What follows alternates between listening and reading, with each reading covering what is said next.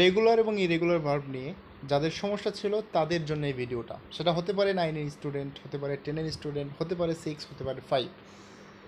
তো কথা বেশি না বলে চলে যাই আসলে রেগুলার এবং ইরেগুলার ভার্ব কি। এই দুইটার সামগ্রিক নাম আমরা বলি হচ্ছে কনজুগেশন অফ ভার্ব। আসলে কনজুগেশন অফ ভার্ব বলতে কি বোঝায় আমরা যদি একটু দেখি সংজ্ঞাতে। কনজুগেশন অফ ভার্ব হচ্ছে টেন্স বা কাল অনুসারে ভার্বের রূপের যে পরিবর্তন, এক কথায় আমরা তাকে বলি হচ্ছে কনজুগেশন অফ ভার্ব। অর্থাৎ টেন্স অনুযায়ী যে ভার্বটা পরিবর্তন হয় তাকে আমরা বলি কনজুগেশন অফ ভার্ব। আর এটা হচ্ছে দুই প্রকার আমরা যদি খেয়াল করি।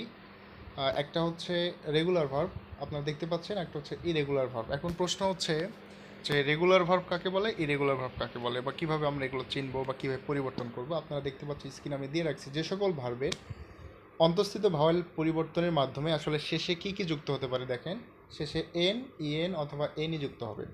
যে সকল ভার্বের মধ্যস্থিত ভাওয়েল শেষে এন, ইএন অথবা এনই যুক্ত হবে সে সকল ভার্বকে আমরা বলবো হচ্ছে ইরেগুলার ভার্ব। অর্থাৎ পাস্ট পার্টিসিপলের শেষে এনও যুক্ত হতে পারে, ইএনও হতে পারে, এনিও হতে পারে। ফর এক্সাম্পল হচ্ছে আপনারা দেখেন ব্রেক থেকে ব্রোক এবং পাস্ট পার্টিসিপল ব্রোকেন হয়েছে। গিভ থেকে পাস্ট ফ্রম গেভ, তারপরে গিভেন, ডু, ডিড, ডান। আশা করি আপনারা ইরেগুলার মানে এটার আরেকটা নাম হচ্ছে স্ট্রং ভার্ব, আপনারা এটা বুঝতে পেরেছেন। এরপরে আলোচনা করব হচ্ছে রেগুলার ভার্ব নিয়ে। এটাও খুব ইম্পর্টেন্ট আর এটা খুবই সোজা।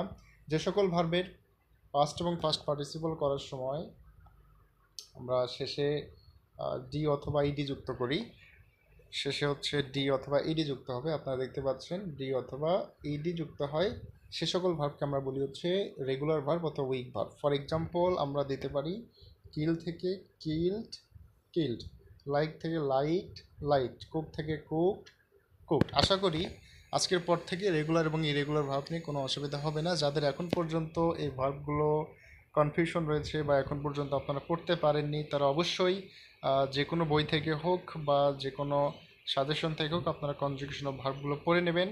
এছাড়া কিন্তু আপনি কখনোই ফ্রি হ্যান্ড রাইটিং ভালো লিখতে পারবেন না, টেন্সের ভালো পরিবর্তন করতে পারবেন না, যেটা আপনার ইংরেজি শেখাতে অনেক বাধার সৃষ্টি করবে। সুতরাং আপনারা সবাই কনজুগেশন অফ ভার্বের যে টপিকটা অবশ্যই ক্লিয়ার করে পড়ার চেষ্টা করবেন। আশা করি আজকের পর থেকে কনজুগেশন অফ ভার্ব নিয়ে কোনো সমস্যা হবে না। আজকের ক্লাস এ পর্যন্তই। সবাই ভালো থাকবেন, সুস্থ থাকবেন। আসসালামু আলাইকুম।